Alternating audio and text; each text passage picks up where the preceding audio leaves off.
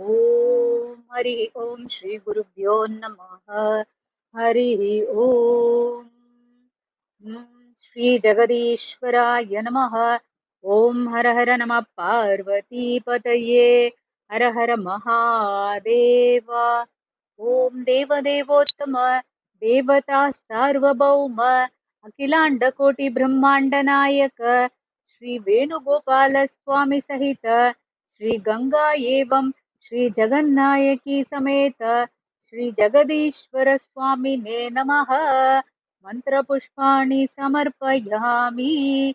ॐ योपां पुष्पं वेद पुष्पवान् प्रजावान् पशुमान् भवति। चन्द्रमा वा अपां पुष्पं पुष्पवान् प्रजावान् पशुमान् भवति। य एवं वेद योपामायतनं वेद आयतनवान् भवति। हरिः ओम्। स्वस्ति प्रजाभ्यः परिपालयन्तां न्यायेन मार्गेण महीमहीषाः। गो ब्राह्मणेभ्यः शुभमस्तु नित्यं। लोकाः समस्ताः सुखिनो भवन्तु। काले वर्षतु पर्जन्यः। पृथिवी सस्यशालिनी। देशोऽयं क्षोभरहितः। ब्राह्मणाः सन्तु निर्भयाः। ॐ महभ्यः स्वामिनः भवतः सर्वशृण्वन्तु। स्वस्ति मन्त्रार्थाः सत्याः सफलाः सन्तु इति महन्तो न गृह्णन्तु। तथास्तु।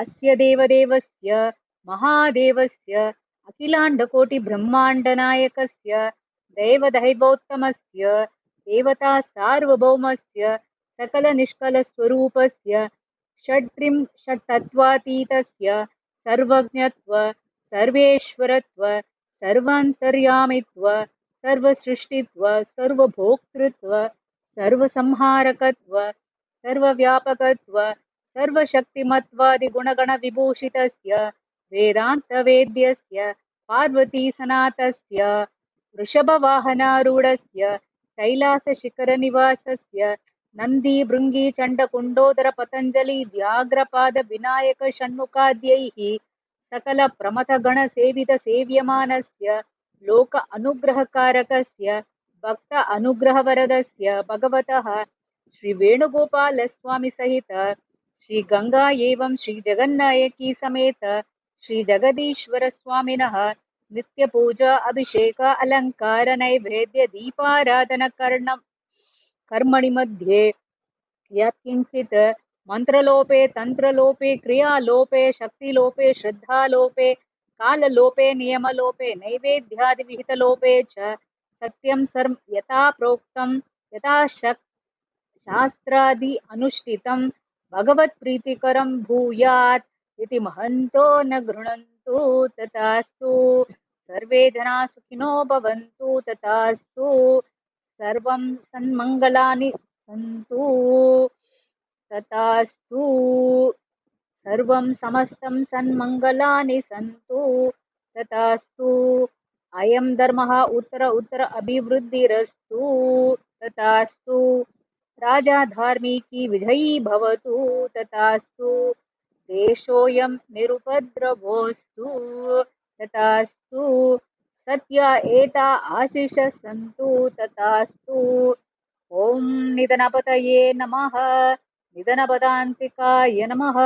ऊर्ध्वाय नमः। ऊर्ध्वलिङ्गाय नमः। हिरण्याय नमः। हिरण्यलिङ्गाय नमः। सुवर्णाय नमः। सुवर्णलिङ्गाय नमः। दिव्याय नमः। दिव्यलिङ्गाय नमः। भवाय नमः। भवलिङ्गाय नमः। शर्वाय नमः। शर्वलिङ्गाय नमः। शिवाय नमः। शिवलिङ्गाय नमः। ज्वलाय नमः। ज्वललिङ्गाय नमः। आत्माय नमः। आत्मलिङ्गाय नमः। परमाय नमः। परमलिङ्गाय नमः। ॐ एतत् सोमस्य सूर्यस्य सर्वलिङ्गकस्थापयति पाणिमन्त्रं पवित्रं सद्यो जातं प्रपद्यामि सद्यो जाताय वै नमो नमः। भवे भवे नाति भवे भव स्वमाम् भवोद्भवाय नमः। वामदेवाय नमो ज्येष्ठाय नमः श्रेष्ठाय नमो रुद्राय नमः कालाय नमः कलविकरणाय नमो बलविकरणाय नमो बलाय नमो बलप्रमथनाय नमः सर्वभूतदमनाय नमो मनोन्मनाय नमः अघोरेभ्यो घोरघोरतरेभ्यः सर्वेभ्यो नमस्ते अस्तु रुद्ररूपेभ्यः तत्पुरुषाय विद्महे महादेवाय धीमहि तन्नो रुद्र प्रचोदयात् ईशानः सर्वविद्यानां ईश्वरः सर्वभूतानां ब्रह्माधिपतिर्ब्रह्मणोऽधिपतिर्ब्रह्मा शिवो मे अस्तु सदाशिवो ॐ नमो हिरण्यबाहवे हिरण्यवर्णाय हिरण्यरूपाय हिरण्यपतये अम्बिकापतये उमापतये पशुपतये नमो नमः ॐ हर हर नमः पार्वतीपतये हर हर महादेव ॐ राजाधिराजाय प्रसय्य सायिने नमो वयं वै श्रवणाय कुर्महे समे कामान् कामकामाय मह्यम् कामेश्वरो वै श्रवणो ददातु कुबेराय वै श्रवणाय महाराजाय नमः न कर्मणा न प्रजया धनेन त्यागेनैके अमृतत्वमानशुः परेण नाकं निहितं गुहायां विभ्राजते तत्यतयो विशन्ति वेदान्तविज्ञानसुनिश्चितार्था सन्न्यासयोगात् यतयः शुद्धसत्त्वा आह ते ब्रह्मलोके तु परान्तकाले परामृतात् परिमुच्यन्ति सर्वे दहरं विपापं परमेष्मभूतं यत्पुण्डरीकं पुरमद्य सर्गस्थम् तत्रापि दहरं गगनं विशोकस्तस्मिन् यदन्तस्तदुपासितव्यं यो वेदादौ स्वरप्रोक्तो वेदान्ते च प्रतिष्ठितः